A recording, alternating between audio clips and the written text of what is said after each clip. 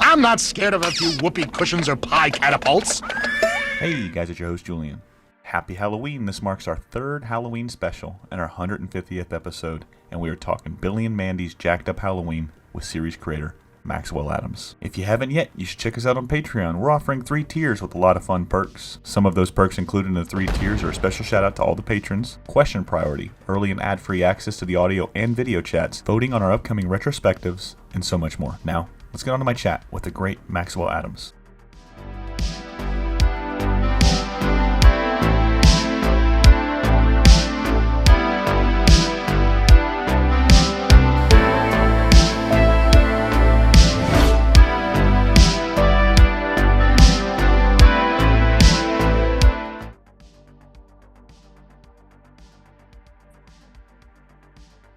Ladies and gentlemen, welcome to What's in My Head podcast. I'm your host, Julian. Today, I'm joined by returning guest, man, Maxwell. How are you, sir?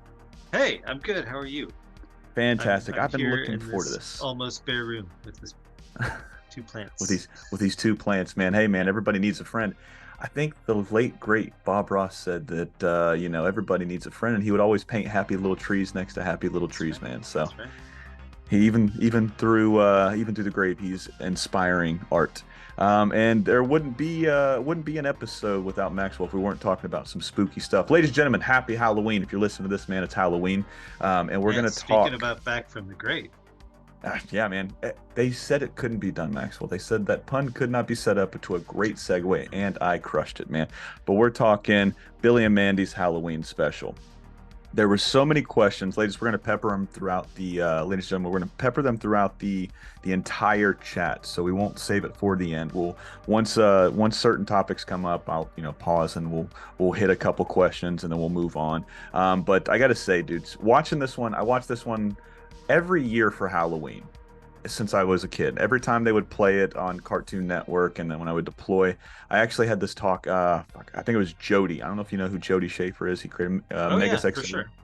Okay, so yeah, there was like a floor below me, I think. Yeah, Exactly. I keep forgetting you guys were tiered up as far as floors go. Brian Millard talked to us about like what each level floor had, and then each level of the floors, they all had their like specific. I think one place had a waffle maker, the other one had like an espresso machine or something like that. But each floor had something different that was like the centerpiece or the focal point for all the hard workers that were over there at Cartoon Network Studios. I never really processed until now that was purposeful, but yeah, that's the way it was. Yeah, man, it's pretty cool. It's just like seeing how you guys not only just delineated between each floor, but like each show had their own flow. So each show liked certain things, didn't like certain things. So he would talk about, we could have this here, but we have to go like up 3 floors if you wanted it, type of thing. Yeah, I remember watching this, getting back to Billy and Mandy, I remember watching this special every year it would air. And the reason I bring up Jody is because how I got Megas XLR before they released it on iTunes. I can't remember how long ago they released it on iTunes. Like you had to like go to Comic-Cons and get like knockoff DVDs that they would make, and that's how I got the first 2 seasons of Megas XLR. I got them on DVD. It was a bootleg copy from like 2000, I think 9 or 10 is when I got it, or maybe even 8. And that's how I got a lot of the Halloween specials between this one, Ed, Edd and Eddy. There was the Christmas specialist as well. There's no other way to get the physical copy of this. So getting to see this one on HBO and rewatch it for the last couple of years, ever since HBO or Max, whatever it is now, has launched this. I got to say, it gets funner and funner, or more fun each time I watch this special. So like I said, just kicking it off at the top, man, how do you come about making this one? I really enjoyed this one. How does it come to be? I mean, Cartoon Network asked for it. Like generally, that's kind of how these specials go. Is like you don't really want to do anything that they tell you to do until they tell you to do it. And that's I don't know. That's just kind of how specials go for me. Is now you kind of know they're coming. I feel like, or I know they're coming. Where like you start a show and you're like, well, eventually, if we're successful enough, they're gonna want a Christmas special and a Halloween special and some other kind of special. So yeah, with Cartoon Network, with this one, they asked for it, and I was like, well, what even is a Billy and Mandy Halloween or Christmas special? Are we talking Halloween? We're talking Halloween. Oh, we're talking Halloween, yes. Yeah. So they did ask for that too. So I sat down and tried to think of what a Halloween special, like an atypical Halloween special, would be. And I hadn't really seen pumpkins as the monsters at that point, so that's kind of what I used to think of actually when I used to watch the Peanuts, the Great Pumpkin. Great Pumpkin, Charlie Brown. That was the expectation when I was a little kid, was that the Great Pumpkin was actually going to be something horrible. So I think that's kind of where the seed of that idea came from, was just my own irrational childhood fears of the Peanuts. Pumpkins. Yeah. Well, it's funny you bring up the Peanuts, because that was going to be the first question that I was going to ask once you started talking about it. I was like, I wonder if he drew inspiration from anything, and knowing that you were terrified of the pumpkin monsters that could have possibly been in the Peanuts is fascinating, because not only did it make it into your special, but until you said that, I was like, man, it kind of like life kind of sets you up between cartoons and TV shows of like these little things that shouldn't be, like a pumpkin monster, right? And then you go back and you watch something as wholesome, as nice, and as kind as the pumpkins, and you think about it, it was like, man, if Charles Schultz really wanted to go dark here, he could have went dark and made all of the pumpkins monsters, you know what I mean? But you did that, 30, 40 years later. And that's a great special to watch too. I love the Great Pumpkin, Charlie Brown. Yes. Yeah, I would still argue that Charlie Brown's life may be darker than anything I've ever done. Really? Do tell. Let's go down this road for just a second. Do tell.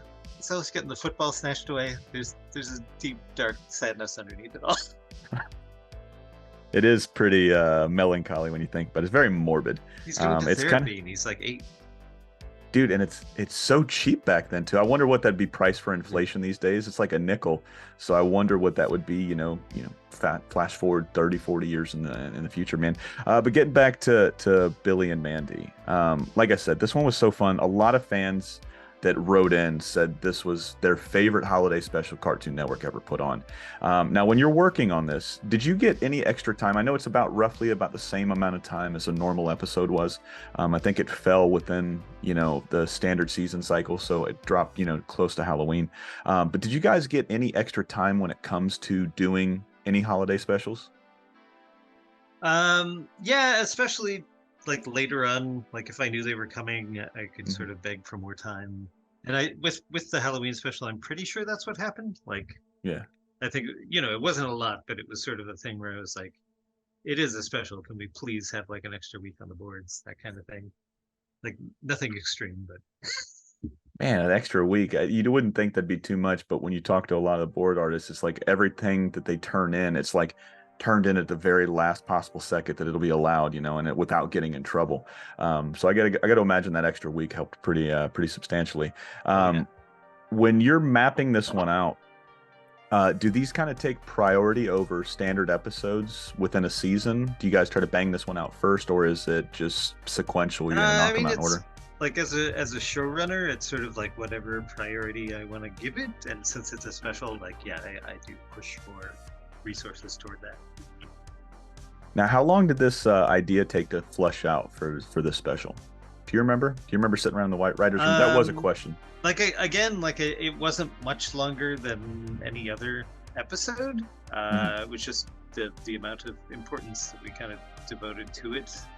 I remember, I can't speak to exact timetables, but it very much was a collaboration between like myself and the board artists, Brett Barron and Paul McAvoy. Like I do remember we all got in a room and kind of hashed out the broad strokes of the story and storyboarded little pieces, and they were kind of going back and forth, sewing bits together. Yeah, well, that works out, man. It's so fascinating how collaborative you guys are when it comes to animation and what you guys do for a living, because it's like you guys all like plus one each other. You guys all one up each other. It's like, oh, this would be cool. Oh, it'd be really funny if he did this, and then that leads to this, So I love hearing, how kind of works with you guys. When you're doing this one, we got a lot of questions about Jack, and of course the voice of Jack. Was this your first choice as far as Wayne Knight voicing Jack? No, actually, we had theoretically Gary Oldman, like he was going to do it, and I was super excited about that just because at that time he was Sid from Sid and Nancy and Dracula and all sorts of great roles. But he had not yet done Harry Potter, and it's Harry Potter that took him away from us at the last possible second. And I think we were left with like about a week to recast the roles. So my voice director Chris Zimmerman was like, "Hey, I can get you Wayne Knight," and I was like, "Okay." And I kind of felt like I didn't know what I was getting into, but he turned out to be really great, and it required a lot of laughing, and I could at that point imagine a maniacal Gary Oldman laugh, but I didn't really know an insane Wayne Knight laugh, and I don't know why, because I guess I wasn't thinking of Jurassic Park, but he turned out to be great. So I had always hoped to kind of bring him back someday, but we never quite got around to it. Oh man, it would have been really cool. And that was one question from the fans. Did you have any ideas for a second special or any chance of bringing Jack back? Now, if you would have brought him back, would you have brought him back in another Halloween special? Would it have just been like a reoccurring, like a Treehouse of Horrors every year? It's going to drop a Treehouse of Horrors. Would you want to bring Jack back if you got another special for a Halloween special? I actually figured if he came back, it would be in an Underfist special, and yeah. I did have a thought that maybe, if Underfist became a series, we would do a Halloween special every year, and maybe that would happen. But I also thought he might be fun to bring back for just a completely different kind of special, like a Christmas special, or just something else. 4th of July, who knows? Oh man, that would have been fun. If you could have choose any holiday, what holiday would you bring him back for? If you could do a special. Oh, I don't know. For Jack, I guess I'd avoid Christmas for Nightmare Before Christmas reasons. Oh, it's got to be Arbor Day, right? Thanksgiving, Arbor Day. Yeah, you always want to do the Arbor Day special. It's never happened. No, it's never. You could have been the first one, man. That would have really. Somebody's done it. There's somebody out there that's always done it, man. Simpsons probably did it, if we're being honest. Shit, where we were talking about Wayne Knight, man. It would have been a very different Jack, wouldn't it, if Gary would have done it? I mean, you a big fan of Back to the Future? Yeah, for sure. All right, so for the life of me, I can't remember the guy that they cast to play Marty McFly before Michael J. Fox. But they had. Do you know who it is? Do you know who the actor is? Eric Stoltz. Thank you, man. He was in The Fly too. Yes.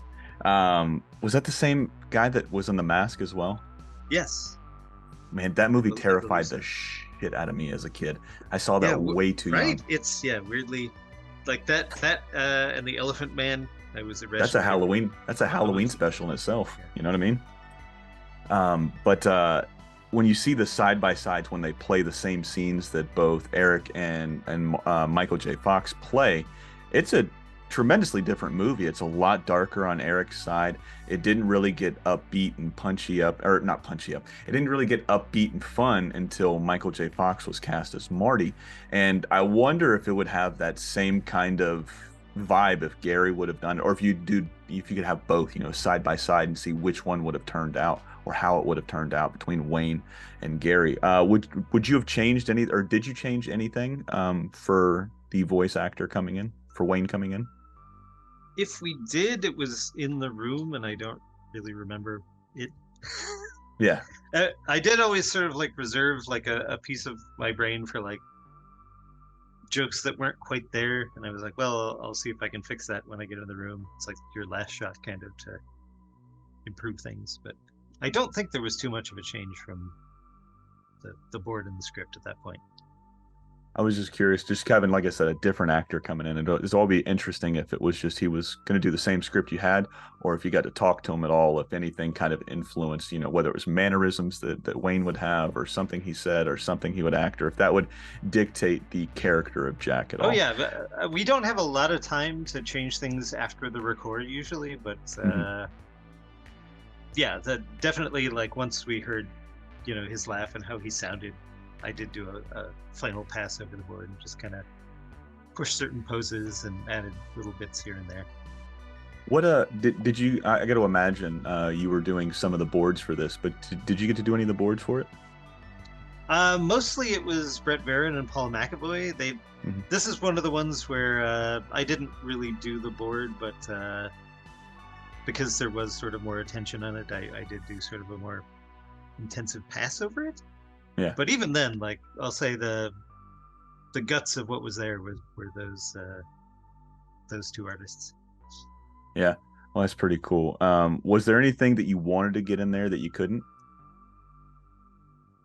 No, I was really kind of happy with where we ended up. It was sort of a fight to get the head chopping, because that's sort of infamously one of the issues they had early on with the whole show was like they were like, can we have the Grim Reaper and call him the Grim Reaper? They had a focus group about that, and then they had a separate focus group where they were like, well, can he have the scythe? And then sort of to cap that off, they were like, well, he can have the scythe, but like he can't chop anybody's head off. And I kind of got away with that early episode where, it looked like he might be chopping Billy and Mandy's heads off, but he's, cutting the pie.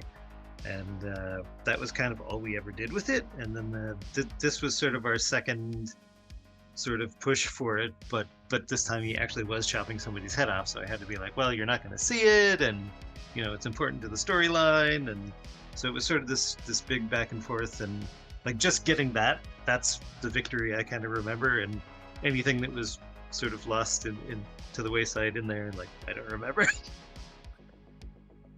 It's wild what can go and what can't go in a show. Like obviously, Cartoon Network is for kids, to an extent, and just what they would pass. Like I've gotten to talk to so many of you guys and gals that have been on the show that have worked for Cartoon Network, Nickelodeon, Disney, and everything like that. They've got to create their own shows, and what is an easy pass, or what you'd scratch your head and like, how did that get on? But something as simple as, an example that you were using, or anybody else that I've had on that had something very, very minor that just wouldn't pass standards and practices, but you would have, like I said, and David Feast's Cow and Chicken, you had a devil. You just couldn't call him the devil. You had to call him the red guy, and he walked on his butt cheeks. You had all of these characters that were just wild. So, like I said, I get it. It's understandable, but if you're gonna have the Grim Reaper, he's got to have the scythe. If he's got to have the scythe, he's got to cut somebody's head off. So we're glad we got to see it with Jack at least, man. Now, when this one's going, or when was the last time you watched this, anyways? If you don't mind me asking. The Halloween special? Yeah. Oh, it's been a few years. It's been a few years. I got to imagine watching it, you might see some things that you wanted to change, or is there same? Knowing what Maxwell knows now, is there anything that watching the special would you go back and change? Yes and no. I'm always sort of pleased when I see these things again. That they kind of hold up and some of the jokes still work. There's cringy moments, things I wouldn't do again, but for the times, it's like, I understand what it was, and knowing what I knew then, it's like, makes sense. As long as you can look back at it and be happy about it, man, that's all that counts. Because obviously, as we grow, our tastes change, or we might have learned a new technique that would have made something look a lot better in anybody's profession. So I always like asking those questions, so because it's hindsight being 20/20, but you've also got that experience, Oh yeah, now, I have a dream that one day I'll run another show and I'll be able to like start from like, ground zero and just set everything up, like knowing. Applying everything I've learned over the years. But that's not really how things tend to work. It's usually just like I start and I'm like, all right, I'm going to come up with a plan this week, and then next week we'll have a meeting, and then day one it's just like, oh shit, everything's gone crazy. You need to get in here and fix it. And I'm like... That should be the name of your autobiography whenever you get to write that, is oh shit. You're probably right. Oh man, that'd be a fun one. Now, with this one, hold on. Let's stay on that topic for just a second. In the hypothetical world, or a hypothetical scenario here, if you were to have that privilege of saying, "Hey, I've got this show," and somebody goes, "Hey, make your show," and they throw a whole bunch of money at you, are you gonna bring back Billy and Mandy? Like I said, hypothetical question: are you gonna bring back Billy and Mandy, or would you like to kind of flush out that underfist? I guess if it's Cartoon Network just saying like, hey, do whatever you want. Yeah. There's actually a third option that I've sort of fallen in love with. What's this third option, Maxwell? I want to hear. I can't really say, but Damn it. I don't think it's gonna happen. So someday I'll say. Well, hopefully the next time you come on, man, we can talk about it. I didn't mean to pressure you. I didn't know we were going for a. I thought this is the No, hypothetical it's all setting. right. There's if there's a thing that I pitched pre-pandemic Mhm. that's just sort of been hovering, and I'm still excited about it. So I have dreams that one day it'll come back to life, but we'll see. Hey man, I hope that happens for you. Now, in a hypothetical world, if you can't answer it, I understand. Well, in this world we're in now, if they pass on it, can you take it to a different studio, or do they own No, it because you pitched this it to is them? specifically a Billy and Mandy thing. So this would be Gotcha. Ride or Die Cartoon Network. Gotcha. Well, the checkered past is, hitting, and I've seen a lot of people talking about it, a lot of people my age, because, all of these shows that they've taken off of networks or streaming services, or you can't find physical copies of. So it's nice seeing Adult Swim pick it up. I mean, what's it like sitting back, 20 years after the show airs and then seeing, a Billy and Mandy show popping up on a checkered past or a new block that Adult Swim is pushing? It's definitely cool. Yeah. It was on HBO and may still be on HBO. Yeah, it is. But there was a good long while where it was really hard to find, and there's still like I think if you look on eBay, the DVDs are just like ridiculously overpriced because that's all there is. But yeah, definitely cool that it's back on the air again. So hopefully people will watch it. Like I said, there's an option 3 and an option 4 and an option 1 that I'm not against for Billy and Mandy. Well, hopefully one of those options, whichever option you want the most, man, hopefully that happens. Well, fuck it, man. It's 2023. Hopefully all of those options are open towards you. Because if there's anybody that I've had on this show that deserves it, man, it's you. There were so many of us that were deprived of the privilege of having, your creation, Billy and Mandy, your concept, it was such an amazing, I told you this the first time I had you on, man.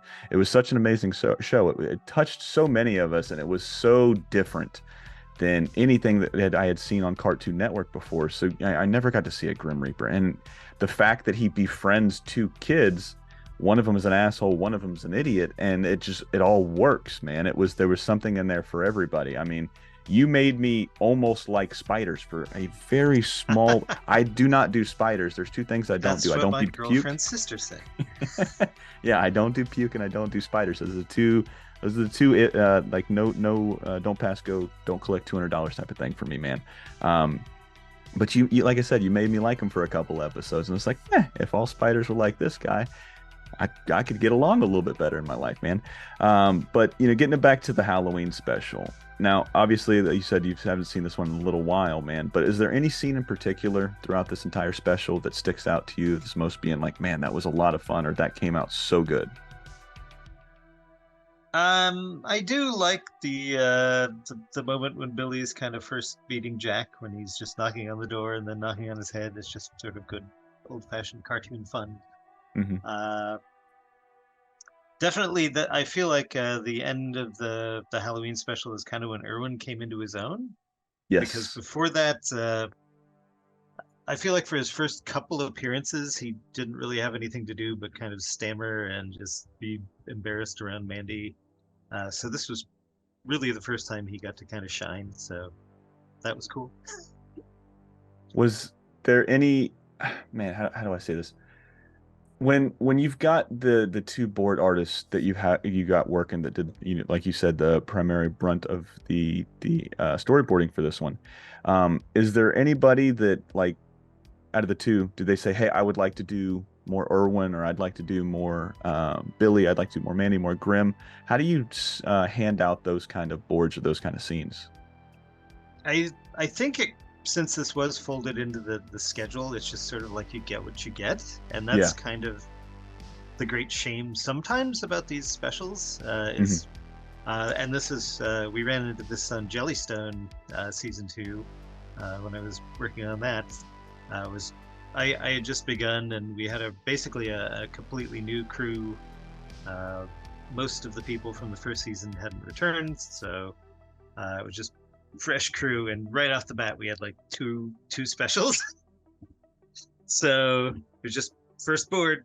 There you go, special. Boom. Enjoy. Like 2 parts. You're working with this person you never met. Have fun. So it was sort of like that. Like these 2 guys at least knew each other, but it was assigned. So Paul got the first half. Brett got the second half. But since it was a special, and since the 2 has sort of did have to connect, they really did do a good job communicating. Paul was very much more cinematically minded. He also did Who Killed Who and a couple of the early sort of Brown Evil, a lot of the ones where it's like, low horizons and silhouettes and groaning and just shots of moving corn and things like that, the spooky stuff. And Brett was very much just about the physical comedy and the old school cartoon hijinks. So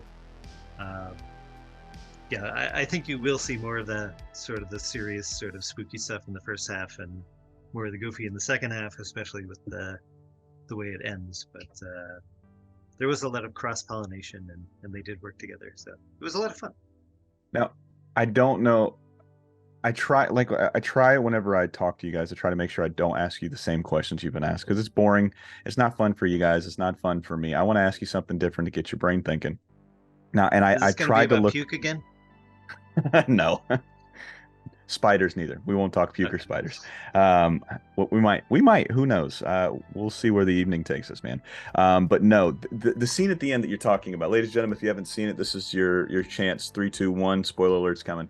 At the end when everybody essentially starts dying and then they're cast off into the other world or the under. Well, I mean, it was in the sky, so I don't know if it's considered the underworld. They did go into a portal that technically goes to the underworld, but it was in the sky. It's a gray area.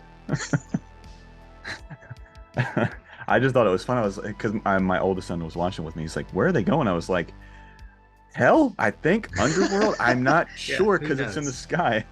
I was like, "The next when I have Maxwell on, I'll ask him." But that scene was very reminiscent of something that I hold so near and dear to my heart. It was Who Framed Roger Rabbit. Was that any kind of influence? Like, remember when the weasels are all dying because they're laughing themselves to death and they're going up into the sky? Was that a coincidence, or did you guys draw any kind of inspiration from Who Framed Roger Rabbit? I'm sure we talked about it at some point. I think I can remember us talking about it, but I think in the moment it kind of came out of just a natural conclusion to just Jack's character, I guess. Yeah, I think it just kind of came out of that, and then we were like, hey, this is very much like Roger Rabbit. So that probably did in the animation draw from that. Yeah, I just, like I said, I just thought it was really cool, and I didn't know if it was like an homage. I was like, because I really like, getting to talk to so many of you guys, from creators to directors to board artists to everybody in between. It's insane what one person sees and what another person sees. Like, so you'll see a piece of film, and then you might point out how they shot it or how it was angled, or the dialogue or what was set up in the landscape or the background to make you focus on that while this guy was talking. So there's so many different aspects that I've learned after talking to so many people, and how everything was shot, and you guys taking scenes from some of your favorite movies or favorite music videos or favorite cartoons and then paying tribute or paying homage to that show, that movie, that music video. I like going back now, that because I never thought about that. I was like, you guys are fucking fans of film and movies and cartoons just like we are. And then I was like, you can see a direct influence in so many of these shows going back, when you actually have that I guess in your back of your mind, you're like, I'm looking for something now. I want to see who out of the Warner Brother directors they like the most. Oh, he liked Tex Avery, he liked Bob Clampett, he liked Chuck. And you can kind of see it in you guys' artwork because you're paying tribute to the guys that enticed you and inspired you when you guys were coming up. Was there any piece of dialogue throughout this special that you look back on and think, damn, that was funny, we nailed it on that one?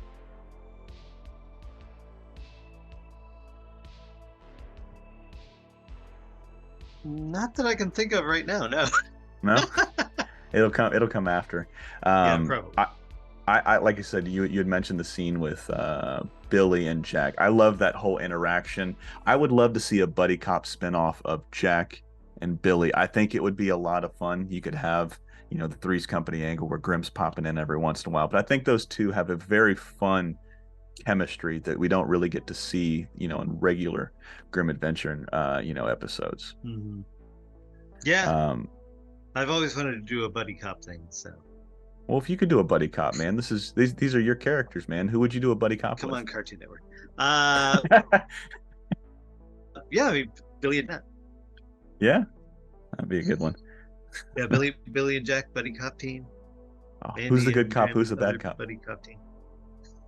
Who's good cop, bad cop? I don't even think they could figure that out. They're the idiots, I think.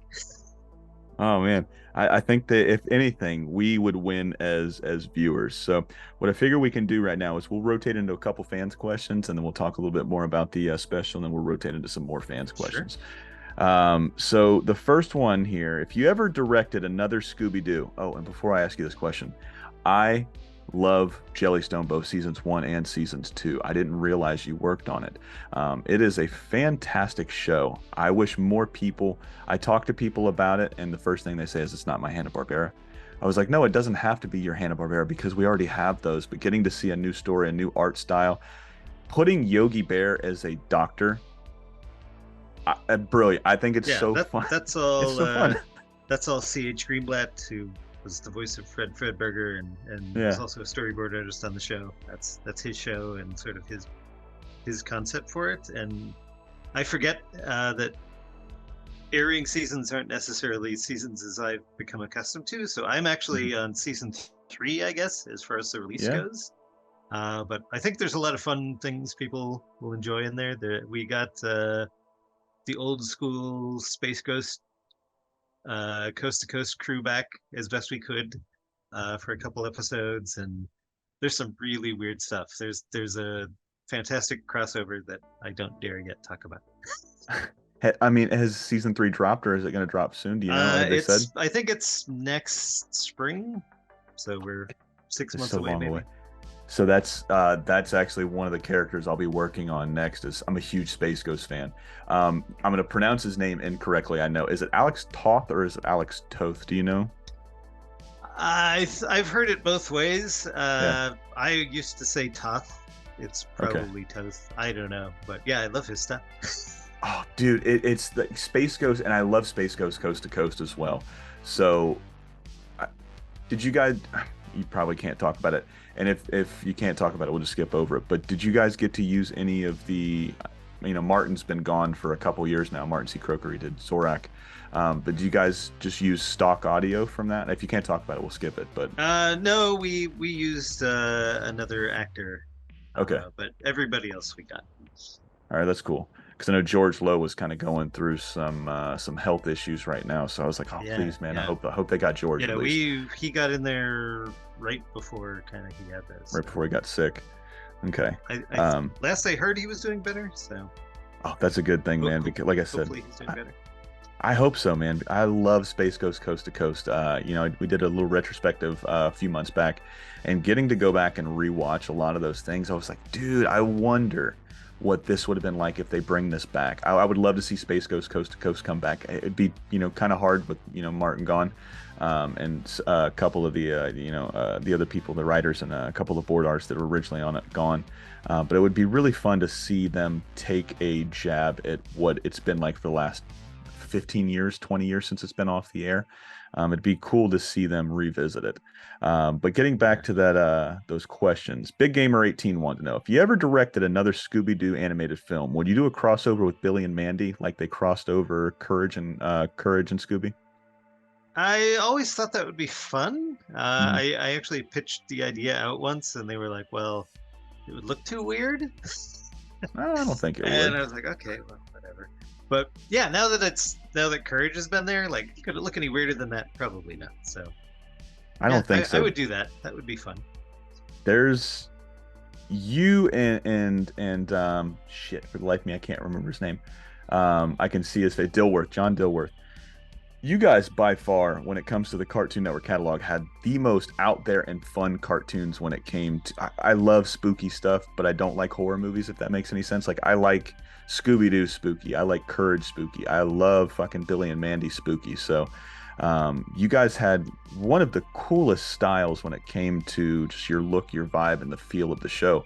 I told Robert and Zeddy this too when I had him on. Me and the Count, I was so happy that I got Halloween every year. When I would watch Billy and Mandy, it felt like Halloween season. It was so fun. It was so imaginative, and it was a lot of fun. So it would be cool to see Billy and Mandy. I mean, Johnny Bravo got to do it. Now Courage the Cowardly Dog did it. So I would love to see Billy and Mandy be the next wave of Scooby-Doo crossovers. Tynesha Lewis wanted to know. I love the special during Halloween and the Ed, Ed, and Eddie Boo Ha Ha. I would ask, how did you come up with the idea for Jacked Up Halloween? Any favorite scenes from the special? Now, obviously, we talked about, the scene with Billy and Jack, and then we talked about it was just another episode you guys got to do a special with. Does anything that you can think of stick out as far as memorable while working on this one? In the pre-production, I guess we'll stick with the pre-production. Mm, I guess early on, Jack wasn't going to be the bad guy. It was actually going to be the boogeyman, but not the boogeyman as Billy and Mandy ended up with the boogeyman. Hmm. It was this different character, and I've posted art online before that was called Bumpy Rumpy, and he was technically the boogeyman, but he was just sort of this guy in like sort of a onesie outfit, but he had like an Hmm. additional face on his stomach. I think like up here it was like kind of a warthog face, and down here it was a human face. It was very strange. So that almost happened, and there weren't any pumpkins at all. What made you want to go that route instead of Jack, if we can go down that road for just a second? I think it was just early thoughts about again just trying not to do like the typical Halloween special, Hmm. and I had sort of this character on my roster of characters, and I hadn't used him yet, so Well, that I would be fun to see. mentally at least gave it a shot. Hey man, you gave it a shot and you guys knocked it out of the park. What was the reception like from Cartoon Network and the people that worked on the show, man? I got to imagine it hit off with you guys as much as it did with us. Yeah, it was nice. It was that was kind of the first project that we had our art director for. Like Hmm. before that, it was just kind of me and a bunch of designers, and it was all kind of loosely held together. So we got Ray McCarson in as an art director, and she was actually married to one of our board artists at the time, Brett Barron, who did half of the Halloween special. But yeah, this was sort of her first crack at it, and really it just kind of pushed the visuals of the show forward a bit. Like Hmm. there are kind of these demarcations where every season or so, every season or two, we would sort of change designs, and usually that came because we would have downtime where we just didn't Hmm. know we would ever get picked up again. And when you do the first 6 half hours, you draw the characters I don't know how many hundreds of times, and you're like, well, it looks better if I draw them this way, so you do the revamp. And this just kind of fell on one of those lines where I did the revamp on the character, she did the revamp on the backgrounds, and the show kind of evolved in that moment. Now, this was something I've learned, like I said, these last couple years. But I've always heard of like people coming back season to season, and then like they would have like a list of like do's and don'ts for specific characters. Did you have any of those, for the main three, Billy, Mandy, and Grimm, that like do's or do nots? Yeah, for sure. That a lot of that stuff sort of evolved over time as well. We're just after you draw the character thousands of times, you're like, well, it looks good if I do it this way. It looks terrible if I do it this way. So eventually, I did, one of those versions of the model pack where there are lots of yeses and nos, and do this and don't do this. One of my favorites that seems to surprise people is that Billy actually has full-on eyes. Like they're not really just dots. Every now and then they are just like dumb dots that are randomly placed for effect. But like when they're looking around, like I actually do draw the white, Hmm. and then I just don't clean that up. There's just sort of this under eye bag and this maybe indication of where his eyes are looking. But if you don't have that on there, it's like people tend to draw his eyebrows too low, and then he just sort of looks like this weird Cro-Magnon man. So yeah, it's stuff like that. We're just like, if you do it, it looks okay, but if you don't do it, like something's off, and you won't quite know what it is, but it's off. Oh, that's awesome. Do you have any that come to mind for Mandy and Grimm? Either a do or a do not? Well, the obvious do not for Mandy is do not make her smile. Don't make her happy at all. Right. That was, definitely a fight in the beginning with everyone, because everyone wanted to sort of make her maniacal, and they were like, well, after she does this horrible thing, can she smile? And I'd be like, no. And again with Paul McAvoy, like, he was a prankster, so he would, in addition to other pranks, put in just like panels of Mandy smiling because he knew it drove me crazy. And a couple of those snuck through, which is why she actually does smile like 3 times during the series, because we'd get the footage back and I wouldn't notice then, and by the time I noticed, it would either be too late or we wouldn't have the time to fix it. So. And what was his name again? Paul McAvoy. I could just imagine you going, God damn it, Paul, you did it again. Right? Yep. And then for Grimm, I don't know. They all had sort of their peculiarities where they could look strange. I think his was mostly just his mouth, like just how low it was on his face sometimes. Yeah.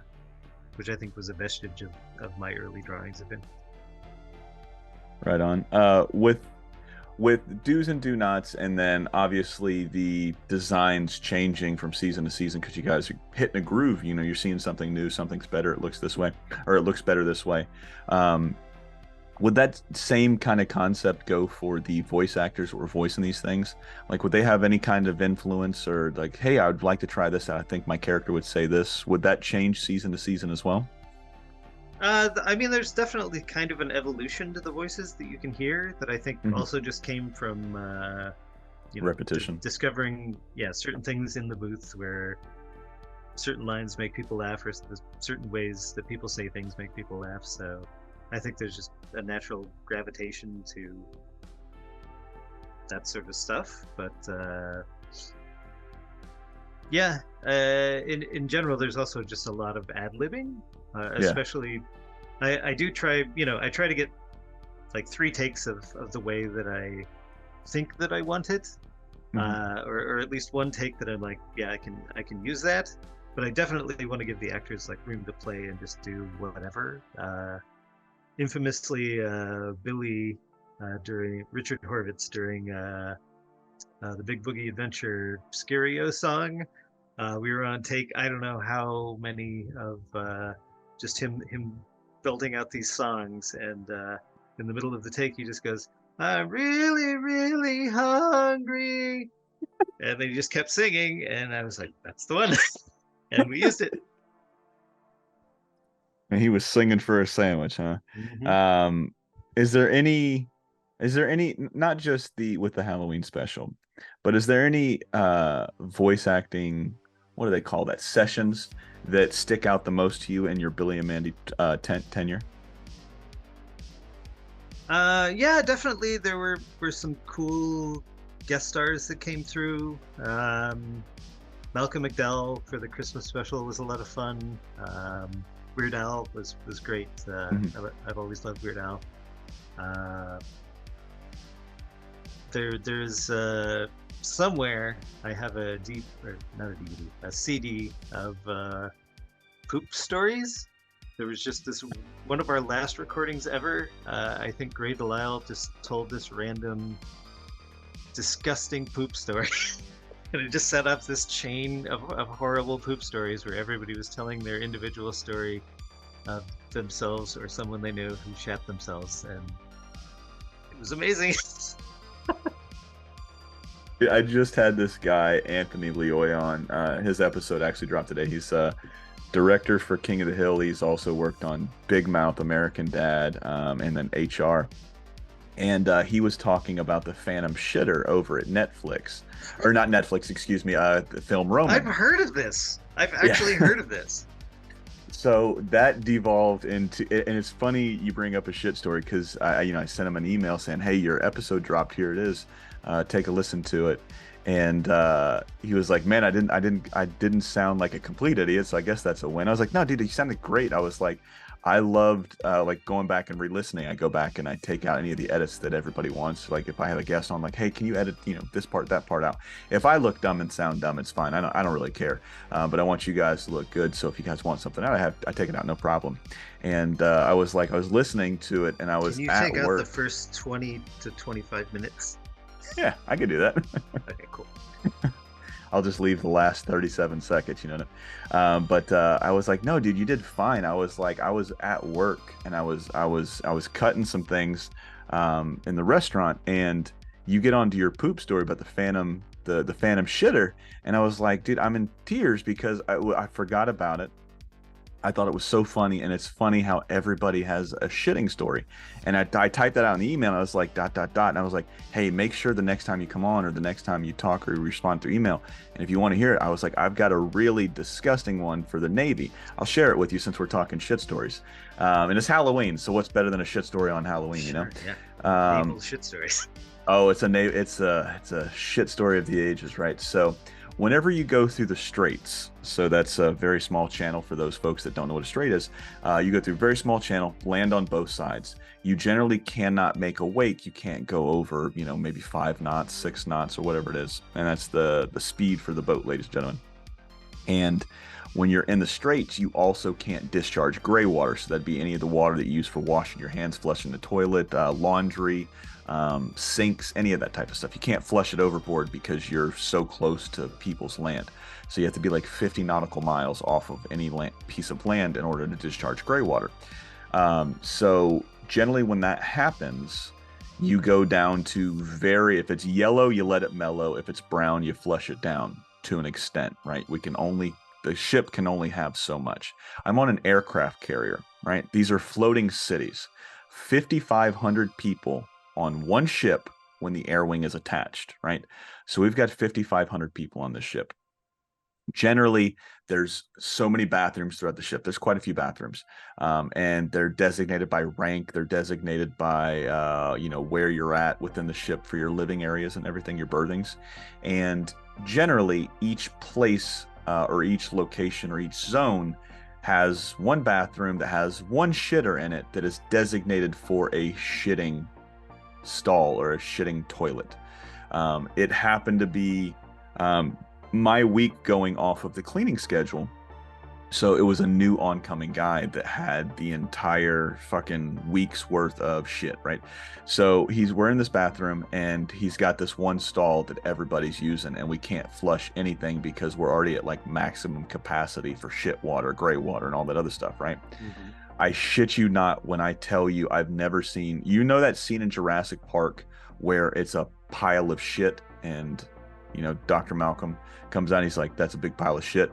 That's what that looked like in a toilet form, right? From human being. Yes, it was over the toilet seat. It was disgusting.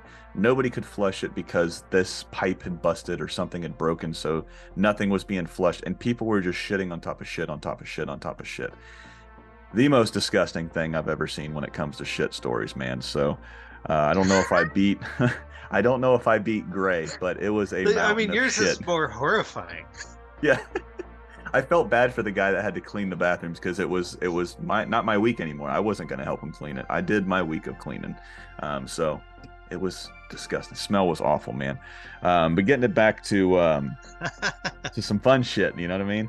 Toonami VTuber fan wants to know, why wasn't Haas Delgado in the special? And they also go, and I'm a bit curious about the whole Underfist Halloween Bash fiasco. I get that it was coming at a weird time of Cartoon Network for that weird push for live action rather than animated content, but it just never got the chance it deserved. They said, "I love Grim and Evil and Evil Con Carne series, and of course the Grim Adventures of Billy and Mandy, to the point where I bought the 2 DVDs for it. So it just seemed it would be a win-win for fans." So yeah, the first thing they wanted to know is how come Haas wasn't in it, and the Underfist Halloween Bash. Yeah, Haas wasn't in that first Halloween special just because there wasn't room. Yeah. Yeah, you gotta pick, who your cast is, and at that point, didn't make it, but he did get Underfist, so there's that. There is that. Yes, we answered that one. Oh, this one was really cool, and I wish I would have did this one a little earlier. Consumer Collectibles wanted to know, can you ask him about the process of making the opening title of Grim and Evil? This is such a fun opening sequence for a cartoon show, man. Does anything stick out, or what was the process like for you flushing out the idea for the opening sequence and the theme song? Yeah, that it was sort of crazy in that we had no time or money. Like, grand total, I think we had 2 weeks to do the whole thing, and that was from Jesus. storyboard to actual completion. So there was no time for animation. Like, I couldn't send anything overseas. I think there was like some deal where like if we got something done immediately, like they could turn it around, but just like 5-10 seconds or something. And I think I was just like, at this point, we'll just do it ourselves. So I boarded it out. We went real sort of cut rate with it. My one big regret is there's a moment in the pilot where Billy and Mandy go into limbo and their bones fall from the sky, and then their guts fall from the sky onto their bones, and then their skin falls on top of that, and then they're fine. Just sort of this dumb, rubbery forming that happens. So I wanted to recreate that, but we couldn't do it with the animation because we just didn't have the time. So in the titles, it just sort of there's like electricity that happens and they sort of form. But other than that, I think we did pretty good with what we had. Like all the hands coming out of the ground. That was all just After Effects, just basic kind of pushing things around. It was all put together in 2-3 days with me and my editor once we got the assets done. So we just it was one weekend with my girlfriend and my roommate, both of whom worked on the show. Both of my roommates, we just threw water balloons full of paint at poster boards to get the kind of splashes. Yeah. Use those as transitions. There's some mysterious smoke that swirls around the edges that we filmed. That's really cool, though. Yeah, just very, very indie, and just kind of put it all together to the music, and thankfully it all worked out. Now, when you go into something like, I'm always fascinated at how you guys think. When you go into something like an opening title, what's going through your head? I mean, are you starting like you would start an episode if you start from the end and work your way back? Like, what are you pulling from to kind of come up with I got to make sure everybody knows what the show's about. So I got to show the characters, I got to show this. But what are you looking for? What are you trying to push out when it comes to an opening theme? Billy and Mandy was really inspired a lot by the cartoons I watched as a kid. So, like the opening titles of shows like G.I. Joe or Teenage Mutant Ninja Turtles, where you would just sort of see like, just a moment sort of showcasing each major character and then like kind of groups of characters. So it was very much kind of like a riff on that sort of opening title. Yeah, that makes a lot of sense, man. Like I said, it's just some shows you'll see that they take clips from episodes that they're already working on, and then they put that in there. And then I've always found that fascinating because I'll watch a show and then I'll see something and I was like, all right, well, I've seen those other 3 or 4 seconds worth of shots they've shown. And I was like, I've seen those in episodes already, but I haven't seen these 2. I was like, I wonder if this is coming. And then by the time the show's ended, you'd never see it. I was like, man, I really wonder if that was an episode or if that was just something they threw in there and you couldn't really delineate between an episode. Yeah, it's fun, kind of funny when that happens. We do have a little bit of that in the title where there's sort of almost kind of a film strip thing that goes by that has clips of what we had at that point, which is usually the way it goes, is like you have your 6 episodes back, so everything in that main title is from the first 6 episodes. I remember there's the Mandy sucking on the lollipop from the Piff episode in there.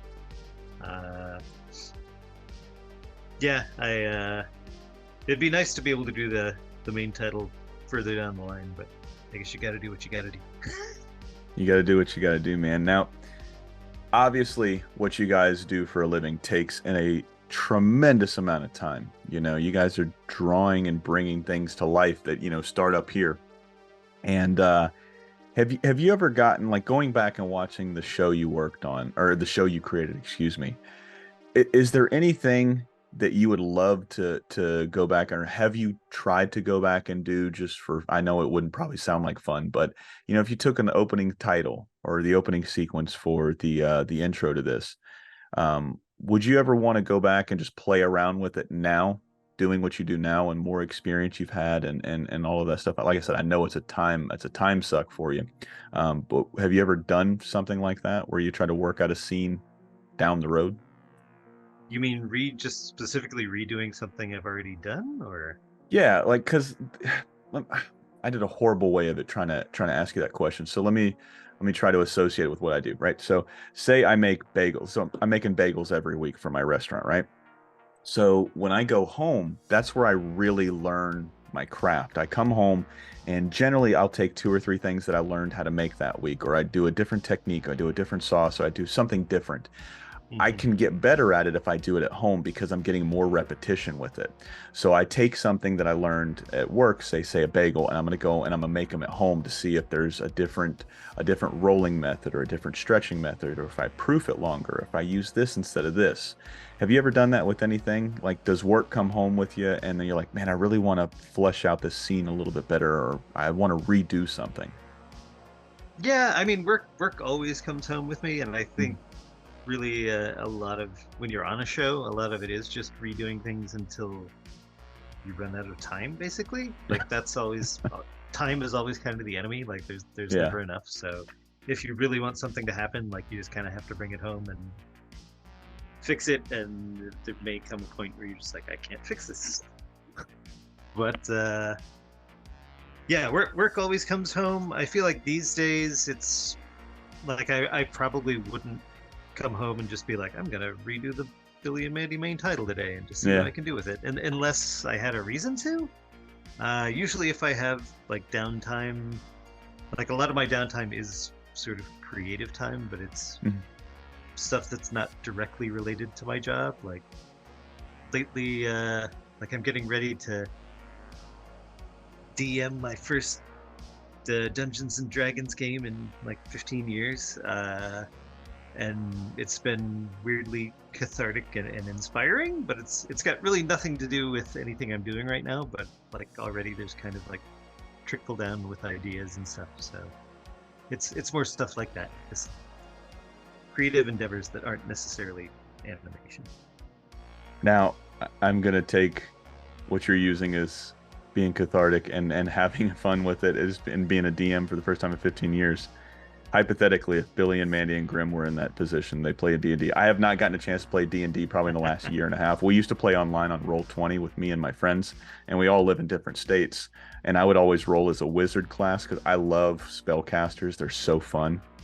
When I played World of Warcraft, I always played a mage or I played a druid because I was a resto druid. I would heal people. I love healing too. But hypothetically, man, if you could put Billy, Mandy, and Grimm in a D&D scenario, what what class and character would each one of these characters play? I think Billy would probably dedicate himself to being a healer and then just Yeah, be both fuck terribly everybody up. incompetent and yeah, also just a horrible asshole. Uh, Grim would probably be a bard, and Yeah. Mandy would be a rogue, and immediately stab them both in the back, and it would just be over.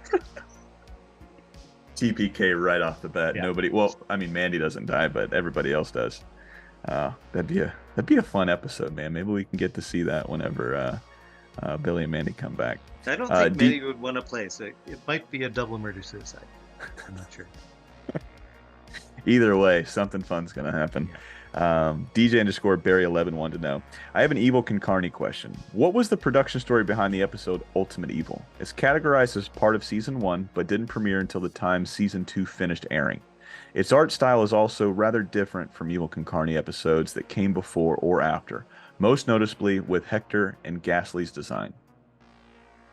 Hmm.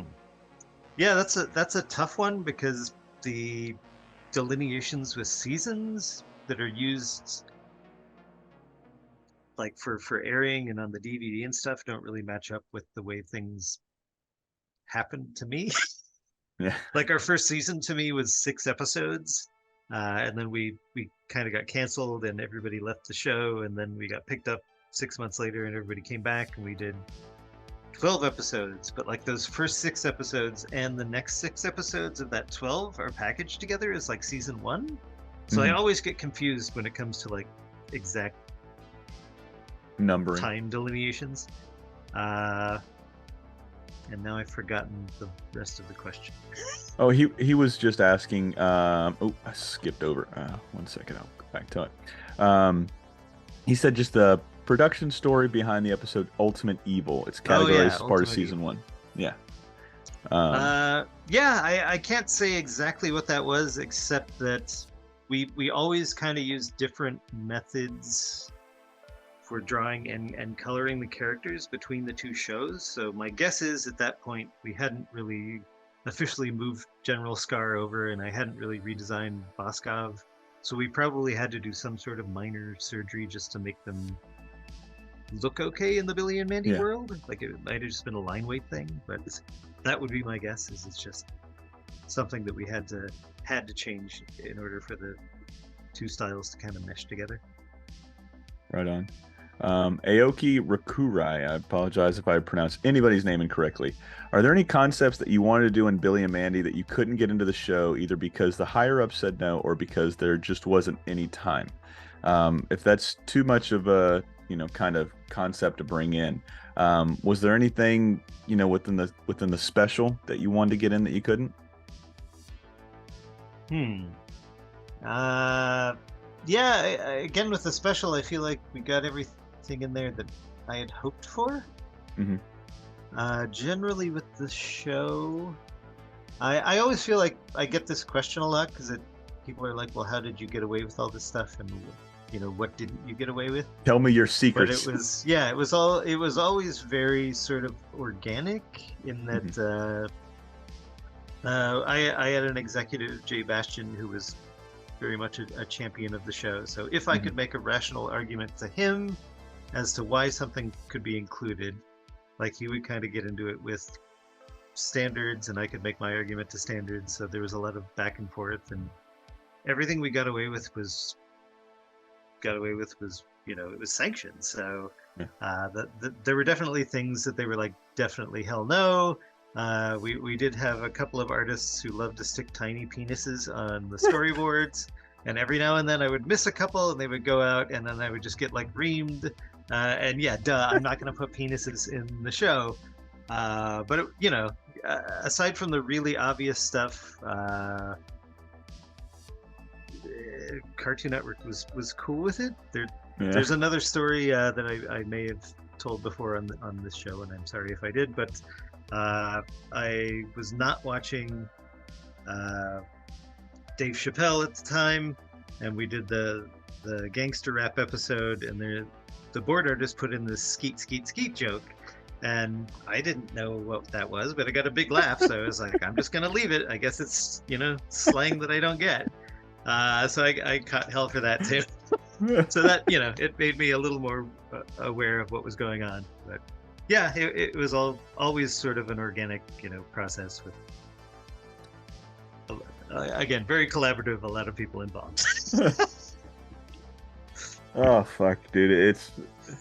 I love hearing stories like that because it's not the first dick in a scene joke I ever heard. I believe it was Brad Abelson. He was a Simpsons board artist, right? And he went on to co-direct the Minions, and he was saying one of his first panels that he was doing, Bart was on a claw machine, right? And he had asked, like, hey, what do I draw in here? He's like, oh, just teddy bears, this, that, and the others. So he drew a dick and balls in there too. And I can't remember if he said it was like really small, but it was out of the way. But it made it all the way over to Korea where they were animating The Simpsons. And there was one guy at his desk and he was animating. And he goes, hey, boss, can you come look at this? And he was like, am I supposed to, is that what that's supposed to be? He's like, yeah, that's a dick and balls. We got to go take it to the manager, take it to their boss. So it was the head of animation in Korea talking to the head of animation at Fox, trying to get this guy fired. He's like, oh man, he made a mistake. He was just screwing around. That one wasn't supposed to go out. We shipped the wrong one. It was and he was a young kid too. He was like 19 maybe, you know. So and then he was like, Mark Kirkland was the guy that saved me, legendary Simpsons director. So it's just funny how prevalent penises are being drawn in animation. You did remind me of another one where we I don't remember which episode this is, but it's the one with the dog shampoo. Mandy's trying to get Billy to wash his hair with this bag of dog shampoo, which is like a paper bag that says dog shampoo, and there's like little flies flying over it, and clearly it's not really shampoo.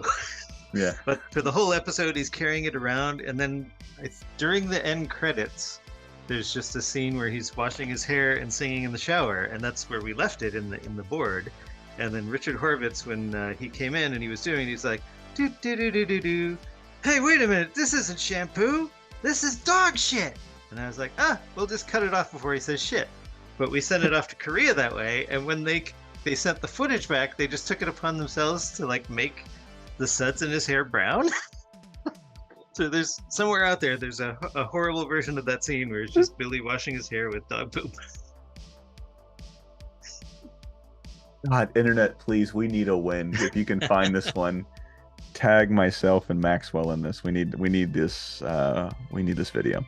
Dagwood XX wants to know. This one I got so many questions on throughout all of social media. Where were the Billy and Mandy puppets kept after the Big Boogie Adventure movie? There were so many people that wanted to know about the puppets. They were, and as far as I know, are still kept in my former executive Jay Bastian's office at Warner Brothers. He's now, I think, vice president of TV animation, and they sit on a shelf with 4 billion other toys. He has so many so toys. Cool. It's insane. That's cool, but you're not the first person that's actually brought him up. So shout out to him, because there's 2 execs that I've heard so many great stories about. He's actually the I think it's the episode where Haas Delgado pulls down the visor on his car, and he's like, "Nobody's as cool as this guy." And then there's just some like guy in boxer shorts getting cereal out of the cabinet, and that's him. That's Jay Bastian. Oh, that's so awesome.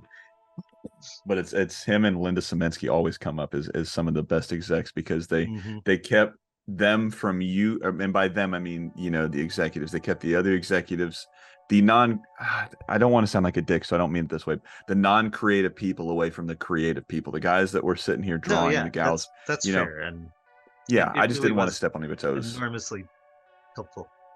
Yeah, so shout out to him, man. Thanks for doing what you do and being a good guy, man.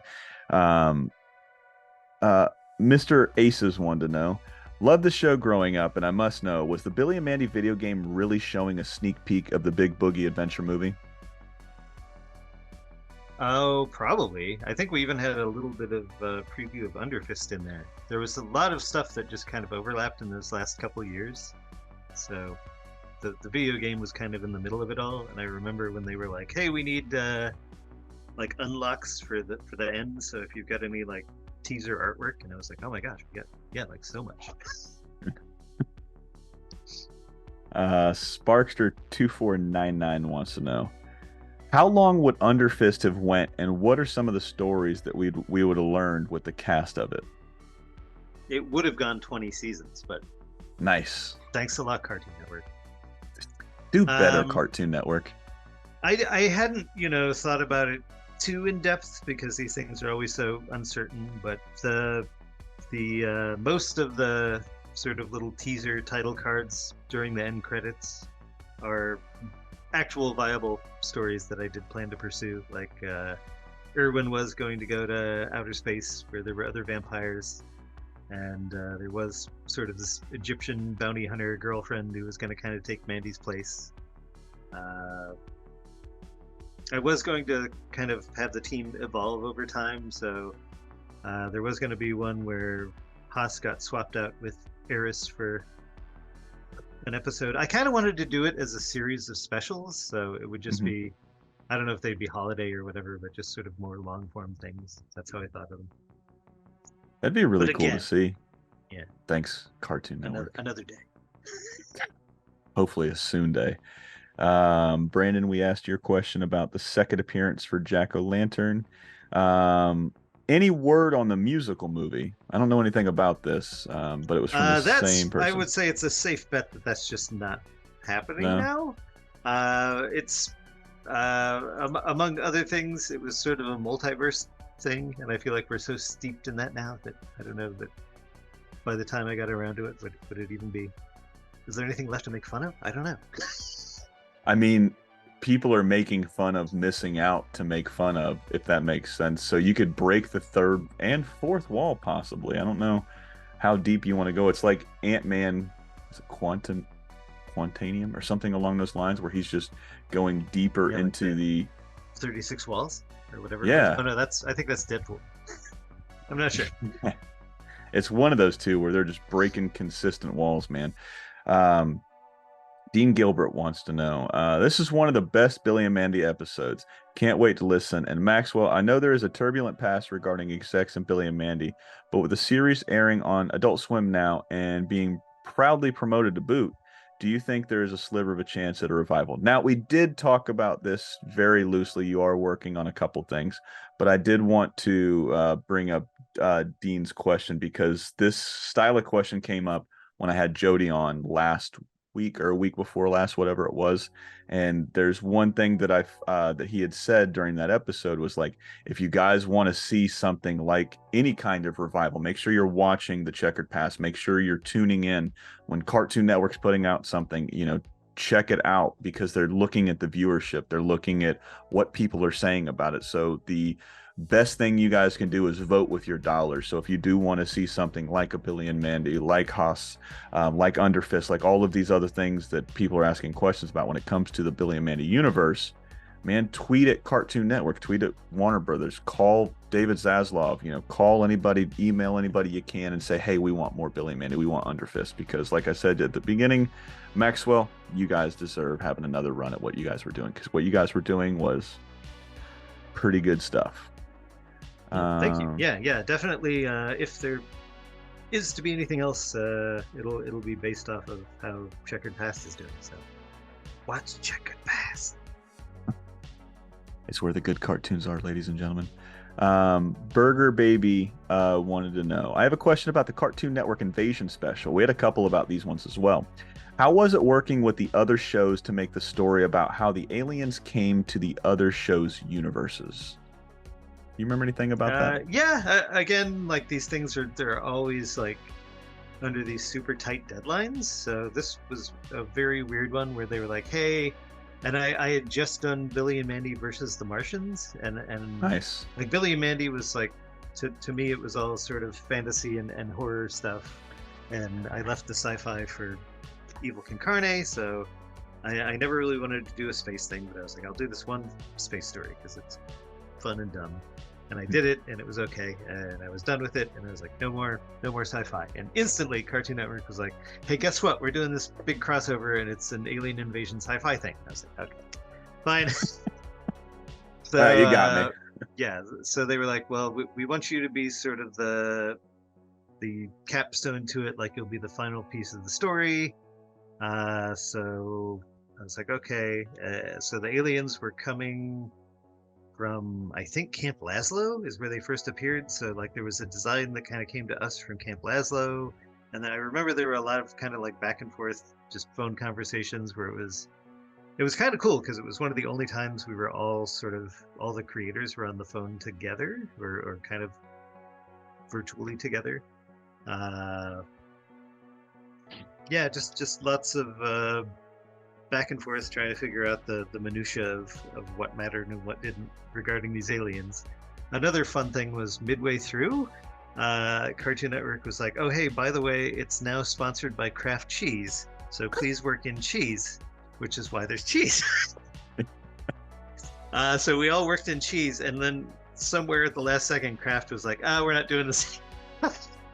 So there was no cheese sponsorship, we just ended up with cheese. So again, it's just like there's these tight deadlines and just like stuff comes at you and you're like, well, how do I solve this problem?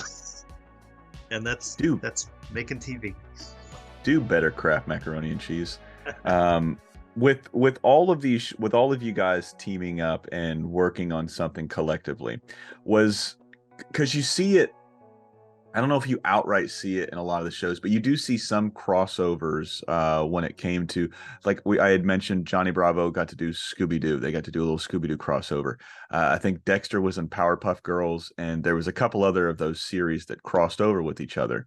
Was there one of those series or shows that you would have loved to cross over with the Billy and Mandy characters?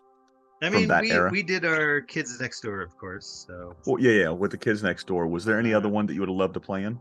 I mean, yeah, any of those shows would have been fun to play with. We had our sort of Powerpuff Girls moment. That was sanctioned by Craig, but yeah, I mean, it would have been great to do just sort of an overall Cartoon Network crossover, kind of like the city, that they had set up for the interstitials. Yes. But sort of an actual show, like that would have been fun. Missed Yeah, it would have. opportunities. Well, maybe with Checkered Past we can. I mean, because all of you guys are still around, So, I mean, I don't think it'd be too hard or too out of the question. I mean, it's like Cartoon Network, man. Listen to what we're talking about. We're gonna tell you how to print money. Get Maxwell, get Gendy, get Craig, get John, get Van, get all of them back, and let them. I'm pretty sure that Craig and Gendy are doing something over there. So. Oh, they are. That's another thing. If that does well, so it could mean good things for everyone. Dude, all what is it called? Rising tides raise all boats. So, something like that. Yeah, something like that. I'm not a philosophical type of person, but I hope I got that one right. Let's see. So you answered it wasn't going to always be Jack-o'-lantern for the special. Did you have, other than who we talked about with the Boogie Monster, was there any other famous Halloween, and this is coming from East Afternoon 581, were there any other famous Halloween monsters that you thought about also? If not, what other monsters would have loved to make a special out of? So they're talking about classic. Did you ever want to play around with Frankenstein, Dracula, any of that? It's always sort of hard coming up. Like, I've done a lot of Halloween specials now, and with the Scooby-Doo Halloween I did, I ended up looping back around to pumpkin monsters once again, just because you don't see those too often. But yeah, there's so many iterations of ghosts and vampires and Frankenstein monsters and werewolves, and those are sort of very much Halloween archetypes. But they're also just kind of Billy and Mandy archetypes and Scooby-Doo archetypes. So it's like, what differentiates this particular, like, what makes in a spooky show a Halloween special?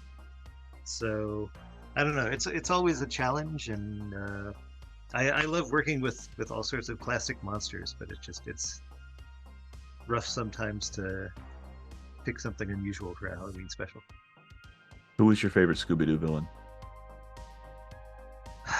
Oh, of all time? Yeah. Probably the space creep. Oh, dude, that dude's pretty cool. I think nope. I think I might have gotten rid of it. Funko had did the Scooby-Doo run, so they had Shaggy, they had Scooby. They had Captain Cutler, which he was an exclusive from Funko. So he sold out instantly with all the bots that bought him up, and he was like a $200 pop. I'm like, I'm not fucking. I got 3 kids. I can't spend $200 on a fucking toy. Not right now, at least. And then the Space Kook, I think, is what he was called. Yeah. But I love Captain Cutler. I love the word. Like, there's so many. Like, that first run of Scooby-Doo, Where Are You? Some of the greatest villains of all time, and they're just it's the villain of the week type of thing, but they're fun. Episodes, I guess they ran them so much, and in their own way they're classics, so I do remember those original villains. Yeah, they're a lot of fun.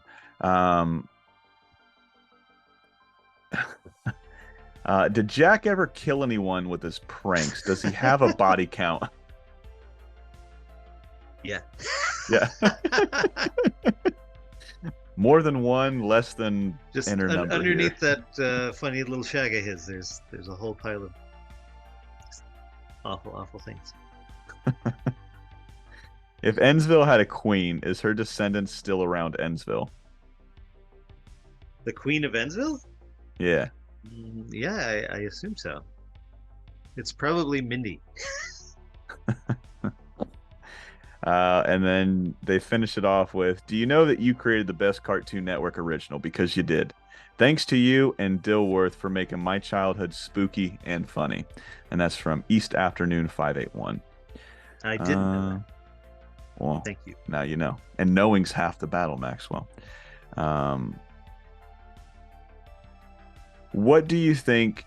These are all these questions that you talked about. You get a lot of irons in the fire, so we might skip over this one. Outrageous_mind6518 wants to know, what does he think the legitimate chances of getting Billy and Mandy Destroy Us All pitched, and he put in parentheses, pitched movie made is?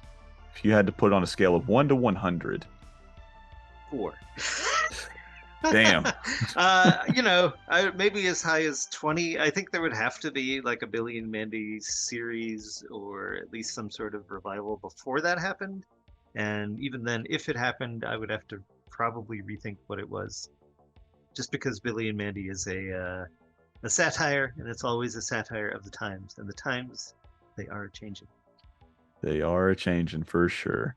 Mumbo Bumbo 64 wants to know. We talked about the fleshing out the idea for Jack and the Boogie Monster. Was there ever a darker take on Jack than what was initially planned? Did you guys ever have a darker take for Jack, or was it always the kooky guy he was? No, he always was the kooky guy. The dark part was always him getting his head chopped off, and we were just so amazed, I think, that happened. That we didn't even think to make anything darker than it was. Beautiful. Oh, this one's fun. TNCN guy wants to know, what's your favorite Cartoon Network Halloween special other than yours? That's a good question. I used to be, this will be controversial, but it might be Scary Godmother. Scary Godmother. Be jealous of. Is that what I'm thinking of? Am I thinking of the right thing? What show did it? It was on Cartoon Network. Am I wrong about that? Am I misremembering? I don't know. Let's figure this one out. I'm gonna Google it. You said it was called Scary Godmother? Yeah. Scary Godmother. No, it's spooktacular. It's got a very what's his name? Tim Burton vibe to it. It's 2003. It's from Canada though. I don't know if it's a Cartoon Network show. They used to air that every year, and I would be all jealous of it because it would get good numbers. And then I watched it, and I was like, it's all right. Is it this? I think so. Yeah, I'll have to check that one out. It's got a very like I said, Tim Burton vibe to it. So we'll give that one a shot. So you said that one was your favorite one to look forward to every year for a Halloween special? Really, I would just end up watching a lot of Courage. But I'm unsure of, like, does Courage have a Halloween special? That's another one where just like every episode is kind of Halloween. So I don't know if I did. I don't think it does. It must, but I don't remember what it is. You would think if any two shows deserved a Halloween special, it's you and Courage. I'll go and do some digging here after we get off this chat. And then he finished up with, please tell him his show was a big part of my childhood. Thank you for everything. And that's from Mike. Cool. Thanks, Mike. Yeah, it was a big part of my young adulthood. Oh, and it was a huge part, man, of our childhood for sure growing up. And that was it for the fans' questions. We started doing this wrap up. I think it's very fun. And like I said, when I had you about 2 years ago, I was still really, really new to podcasting. So there's a couple things that we've added as this thing has evolved. Kind of like your show, you go through and you draw these characters thousands of times and you find better ways of doing it, or you find more insightful ways of doing something. That's kind of what I've done here in the podcast, man. And I didn't get to ask you this question, and as soon as I hung up with you the last time, I was like, fuck, why didn't I ask him this? Because I thought it was a really cool way to end it. But I'm going to ask it to you now. When you sit back and you think, and we're not just talking about the Halloween special, but we're thinking about Billy and Mandy in general, man. When you sit back and you think about everything you've got to do with Billy and Mandy, what were some of the first thoughts, first words, or first emotions that come to mind when you think about this beautiful show you gave us? I don't know. I guess pride in a way. Like it's just we went through so many sort of hardships just getting it made, and it's just like it felt like the entire thing, with few exceptions, was just sort of this crazy scramble to continue existing. So the fact that we did it and managed to get picked up for 70 whatever episodes, and after getting canceled like 3 times, yeah. It feels pretty good. How hard is that to deal with? Not getting canceled and then brought back, canceled and then brought back. Like mentally, I got to imagine that's pretty fucking taxing on you. But what are you doing to like mitigate the downside of that when that's happening? You guys are getting canceled, picked up. Was there anything you were doing to try to help with that? I mean, the nice thing is, as the showrunner, like I'm employed for the whole run, so from the very beginning to the very end of post, I'm there. So for me, like we would get canceled and I would lose the whole crew, which sucked, but I would still be there. So it was rough in that I had to sometimes find a bunch of new people to fill roles that had people that I was completely happy with before. But that's also just kind of the nature of the business. It's like it's a seasonal gig, and you work for a certain amount of time, and the show may or may not get picked up, and generally it doesn't. So I think it was easier to kind of let go back then in some ways than it is now. Like now that I've had a couple of really good runs where like Billy and Mandy, I was at Cartoon Network for I think almost a decade. I was at Disney for like 5 years, and those are both really long runs. Like that just doesn't really happen. So yeah, these days it's a little rougher where I'll be on something and then I'm like, oh, it's over, and that was 9 months.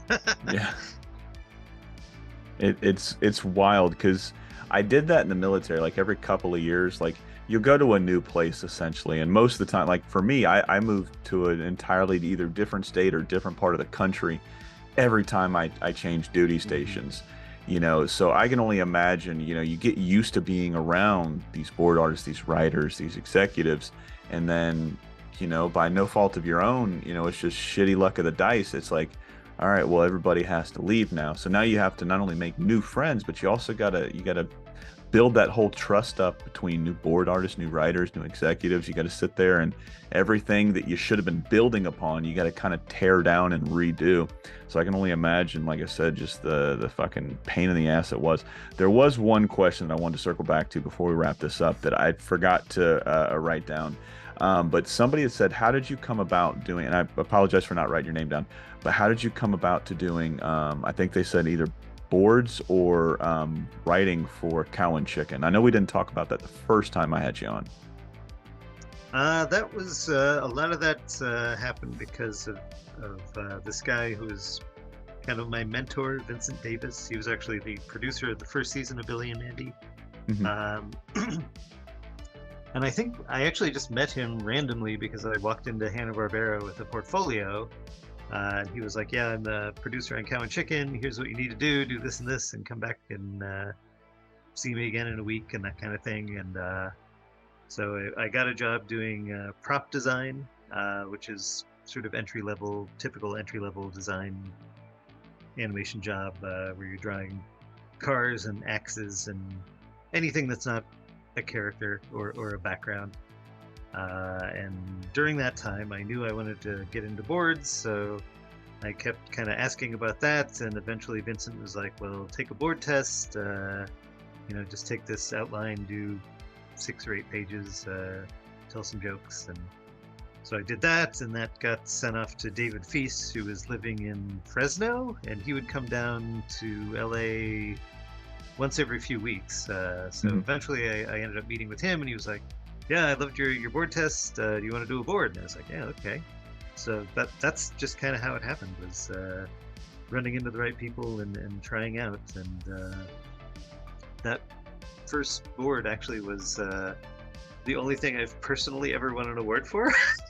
Really? Like I've won, kind of group awards for shows, but that was like the Annie Award for storyboarding that year. And it's so rough. I don't know. It makes me wonder what I'm doing with my life sometimes, because I did that board in like 2 days, but I guess it worked.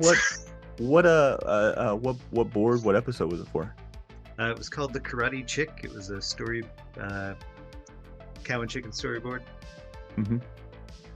I'll have to go check that one out. You said it was Karate Chick. I got to have David on.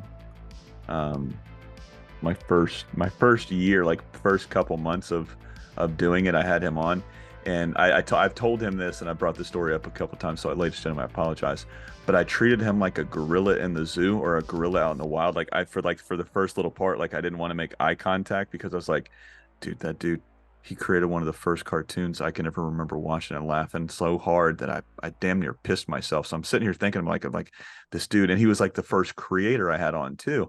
And I was like I said, super new, super green to podcasting, super new to talking to people. And I was like, what do I say to this guy that made me laugh so hard? Do I tell him it's great? No, that sounds dumb. And I'm sitting here having this inner dialogue with myself, and then I'm like, fuck, I'm ruining this. And then I remember talking to him after. He's like, no, dude, that was awesome. You did great. And he was like, I thought you've been doing this for a long time. I was like, man, if you think I did great, I think I can do this, because I felt like I did shit. I was horrible. I felt like I was stumbling over myself. So getting to talk to him, and just getting to talk to you too, man, just getting to hear how you guys think and what you guys see for a show, or what you guys think is funny, or how you punch something up, or the wording you guys use, the dialogue. I mean, the story you told about the opening title, I thought was crazy, because it was none of that tight opening sequence feels like it was done in 2 weeks. It felt like you guys had a shit ton of time. It was so cool. It was, like I said, it was Billy and Mandy itself was so different than everything else. But that opening title at the end with the lightning flashes, and then the devil horns come up for the rocker horns. I was like, that's so cool. It's so metal. You don't see that in any other Cartoon Network series. Yeah, it was fun. And you definitely did good with David. I know, like with gorillas, like if he runs at you, you just want to like scream. Yeah, and, you like, ball up, you fetal position. You don't run away. You don't run away. You just ball up and hope everything works out all right, man. So I figure we could end it with this one, man. In a hypothetical situation, right? There was a lot of questions about this. If you were to get the chance to bring back Billy and Mandy, would you want to do like it never ended and you just pick up where the last episode dropped off? Would you like to do a little bit of a flash forward? What would you do if you had the keys to the kingdom for Billy and Mandy? I think what I really want to do is just kind of surprise people with a different show that has the same characters, sort of an Under Fist situation, but different. There's always the as if it had never ended route, which I'm not against either, but I like surprising people.